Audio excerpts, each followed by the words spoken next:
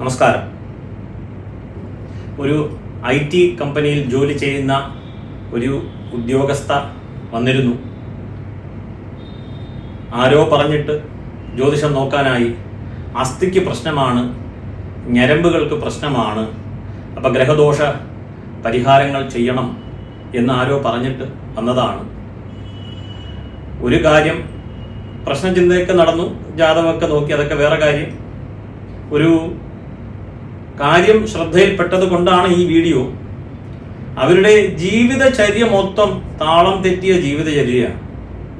ഞാനൊരു മൃത്യുഞ്ജയ ഹോമം കഴിക്കുകയാണെങ്കിൽ, ഇല്ലെങ്കിൽ ഒരു ധന്വന്തരി ഹോമം കഴിക്കുകയാണെങ്കിൽ ഇതൊക്കെ ശരിയാകും എന്നുണ്ടെങ്കിൽ എപ്പോഴേ ചെയ്തേനെ.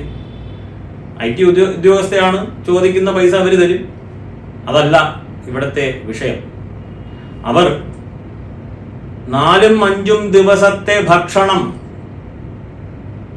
ഒരു ദിവസം പാകം ചെയ്ത് അത് കണ്ടെയ്നറിലാക്കി ഫ്രിഡ്ജിൽ സൂക്ഷിച്ച് തിങ്കളാഴ്ച മുതൽ വെള്ളിയാഴ്ച വരെ കഴിക്കുന്നു. അപ്പൊ ഈ അകത്തേക്ക് പോകുന്ന സാധനമെല്ലാം തന്നെ നമ്മുടെ ഇന്ധനം മോശമാണ്. ഏവർക്കും ഊഹിക്കാം. നമ്മൾ വിചാരിക്കും ഇതൊക്കെ വളരെ നിസാരമായ കാര്യമാണ്, എല്ലാവരും ചെയ്യുന്നുണ്ട്, എല്ലാവർക്കും അസുഖം വരുന്നുണ്ടോ നോക്കുക. ഒരാളുടെ ഇമ്മ്യൂണിറ്റി ലെവൽ കൂടുതലായിരിക്കും, ഒരാളുടെ ഇമ്മ്യൂണിറ്റി ലെവൽ വളരെ കുറവായിരിക്കും. ഇതെങ്ങനെ കണ്ടുപിടിക്കും? അസാധ്യമാണ്. നമ്മൾ ചുമ്മാ ഇങ്ങനെ ഡയലോഗ് അടിച്ചുകൊണ്ടിരിക്കുകയാണ്, ഇത്രയേ പറ്റൂ, ഇങ്ങനെയൊക്കെ ജീവിക്കാൻ പറ്റുള്ളൂ. അപ്പോൾ ഒരു കാര്യം ചെയ്യുക, അങ്ങ് സഹിക്കണം. അല്ലാതെ നമ്മൾ പോയി ഹാബിറ്റ് മാറ്റാൻ തയ്യാറല്ല. ഈ പഴകിയ വസ്തുക്കളെല്ലാം തന്നെ കഴിച്ച് ഫ്രിഡ്ജിൽ വെക്കുകയാണ്. ഫ്രിഡ്ജിൽ വെച്ച് കഴിഞ്ഞാൽ 5-6 ദിവസം സുഖമായിട്ടിരിക്കും, അതിനകത്ത് കുഴപ്പമൊന്നും ഉണ്ടാവില്ല എന്ന ധാരണ വളരെ തെറ്റാണ്. പഴകിയ ആഹാരങ്ങൾ കഴിക്കരുത്. സാധിക്കുന്നത്ര പുതിയതായിട്ട് കഴിക്കുക. പഴകി പോയ ആഹാരങ്ങൾ, ഞായറാഴ്ച ഉണ്ടാക്കിയ ഒരു ബിരിയാണി ആയിക്കോട്ടെ, ഇന്ന് ഇവർക്ക് അറിയാമല്ലോ, ആ ബിരിയാണി സംഭവം അത് വെള്ളിയാഴ്ചത്തേക്ക് പകുത്ത് മാറ്റി വെച്ചിരിക്കുകയാണ്. ഒരു കണ്ടെയ്നർ, ടൈറ്റ് കണ്ടെയ്നർ ആണെന്നൊക്കെ പറഞ്ഞ് ഡയലോഗ് അടിച്ചിട്ട് ഒന്നും പറയാനില്ല. അപ്പോ നമ്മൾ കഴിക്കുന്ന അന്നം അദ്യതേ അത്തിജ ഭൂതാനി തസ്മാദന്നം തതുച്യതേ. അപ്പൊ ആ അന്നം ശരിയാണെന്ന് ഉറപ്പുവരുത്തുക. കാരണം നമ്മുടെ ശരീരം നിലനിൽക്കുന്നത് അന്നത്തിലാണ്, അന്നമയമാണ്. അന്നാത് പുരുഷഃ.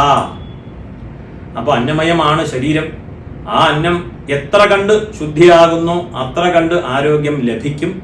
അതിനുപരിയായി ജന്മാന്തരങ്ങളാകുന്ന പാപങ്ങൾ വ്യാധി രൂപേണ വരുന്നു.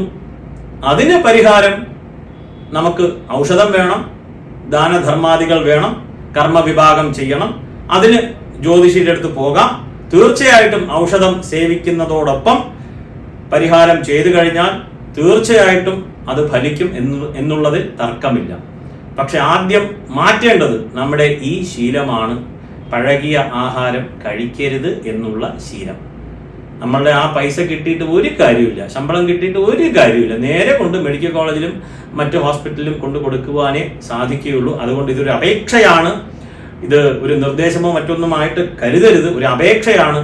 കഴിയുന്നത്ര പുതിയ ആഹാരങ്ങൾ എത്രയും പെട്ടെന്ന് നമ്മൾ അത് വേവിച്ച് കഴിഞ്ഞാൽ, അല്ലെങ്കിൽ ആ ആഹാരങ്ങളൊക്കെ ഫ്രിഡ്ജിലൊന്നും സൂക്ഷിക്കാതെ നമ്മൾ കഴിക്കുവാൻ ശ്രദ്ധിക്കുക. ഈ ഒരു വിഷയം ചിന്തിക്കുക. ഇത് നല്ലതാണെന്ന് തോന്നുകയാണെങ്കിൽ ദയവ് ചെയ്ത് ഇത് ഏവരിലേക്കും എത്തിക്കുക. നമസ്കാരം.